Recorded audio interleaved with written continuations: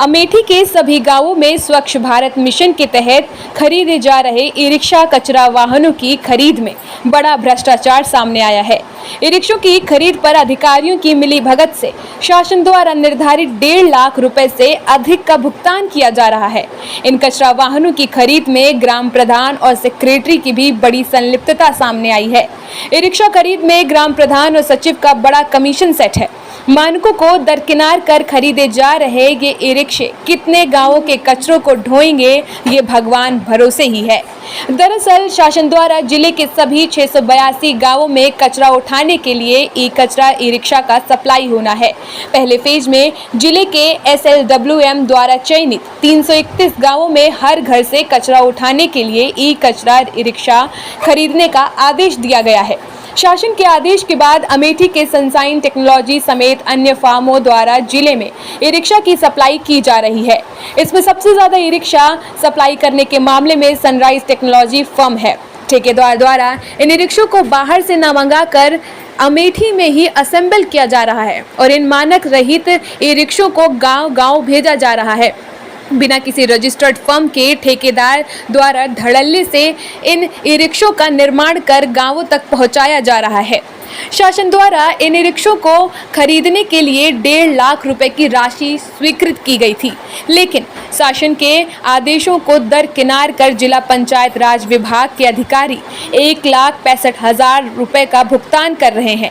वहीं बताया जा रहा है कि इन ई रिक्शा को खरीदने में ग्राम प्रधान और सेक्रेटरी की बड़ी भूमिका है। एक गाड़ी पर ग्राम प्रधान और सेक्रेटरी को 50 से 60 हजार रुपए का कमीशन दिया जा रहा है। इन ई रिक्शों की कीमत बाजार में 90,000 से 1 लाख रुपए के बीच है। पूरे मामले में अमेठी के DPRO मनोज त्यागी ने कहा कि मामला मेरे संज्ञान में आया है। टीम का गठन कर पूरे मामले की जांच करवाई जाएगी। अगर कचरा रिक्शा खरीद में ग्राम प्रधान और सेक्रेटरी की संलिप्तता पाई जाती है तो FIR दर्ज कराया जाएगा। इसके साथ ही अगर मानकों को दरकिनार कर अगर कचरा रिक्शों का निर्माण किया जा रहा है तो फर्म के खिलाफ भी कार्यवाही की जाएगी। देखिए, मेरे भी सामने मामला आया है। परसों मुझे पता चला कि कुछ ग्राम पंचायतों में ई रिक्शा क्रय जो किए गए हैं वो अधोमानक क्रय किए गए हैं। मैं उसकी जांच कराने की कोशिश कर रहा हूं और अब कमेटी बना रहा हूं। मैं खुद भी जाकर के फील्ड में क्योंकि कल तो माननीय मंत्री जी की बैठक थी, मैं फील्ड में निकल करके खुद ही जाके देखूंगा कि कहां पर ई रिक्शा में क्या कमियां हैं, और अगर ई रिक्शा में कमियां हैं तो निश्चित रूप से ऐसे संबंधित सचिवों और प्रधानों के खिलाफ निश्चित रूप से कार्रवाई की जाएगी और ई रिक्शा के अधोमानक खरीदने की अनुमति कतई नहीं दी जाएगी। सर, आरोप लग रहा है कि ग्राम प्रधान और सचिव 50,000 सुपर इस पूरे रिक्शे में कमीशन खा रहे हैं। अगर ऐसा है तो इससे गलत बात तो कोई हो ही नहीं सकती। उन सचिवों और प्रधानों के खिलाफ निश्चित रूप से हम FIR कराएंगे। सर, कितने गांव हैं जिसमें ई रिक्शा कचरा जाना है? जहाँ तक ग्राम पंचायतों में ई रिक्शा जाने की बात है तो प्रत्येक ग्राम पंचायत में एक ई रिक्शा क्रय किया जाना है।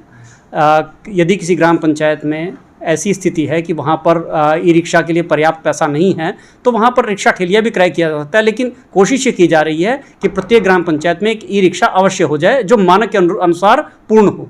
कुल कितने गांव हैं जिले में जहाँ जिले में 682 ग्राम पंचायतें हैं। 682 ग्राम पंचायतों में रिक्शा क्रय किया जाना है। सू के द्वारा रिक्शा खरीदा जा रहा है, 1,65,000 तक भुगतान किया जा रहा है, जबकि मानक कुछ और ही है। नहीं, जहाँ तक ई रिक्शे की क्रय की बात है, ई रिक्शे का जो स्टैंडर्ड अगर रिक्शा क्रय किया जाता है तो उसकी लागत लगभग 1,65,000 आती है। इसमें कोई दो राय नहीं है, क्योंकि अगर ई रिक्शा अगर स्टैंडर्ड का है तो 1,65,000 से कम का नहीं मिलेगा। लेकिन अगर अधोमानक रिक्शा की तरह तैयार किया जा रहा है तो वह 1,65,000 का हो ही नहीं सकता।